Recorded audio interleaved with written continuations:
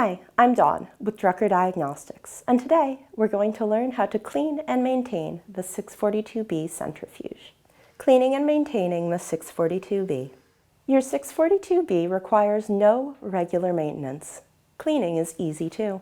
Start by unplugging your 642B from the wall. Make sure to wear appropriate PPE in accordance with your lab's policies. Use isopropyl alcohol or 10% 5500 ppm bleach solution to clean. Only the approved isopropyl alcohol or 10% bleach solution should be used. Any other substance is not approved and may cause damage to your centrifuge and void the warranty. Apply your isopropyl alcohol or 10% bleach solution with a cloth. Do not submerge the centrifuge in water. If necessary, the rotor may be removed for easier cleaning.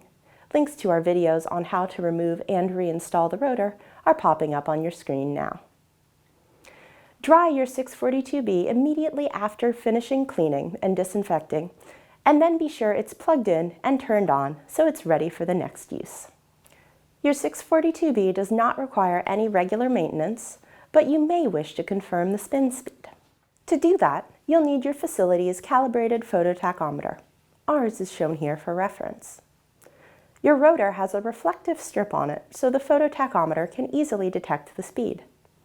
Start a 5-minute spin, wait a minute or so for it to reach its peak speed, and point your phototachometer down through the clear lid. You'll quickly get a reading. And that's all there is to cleaning and maintaining your 642B. If you have any questions, you can always contact Drucker customer service and we'll be happy to help.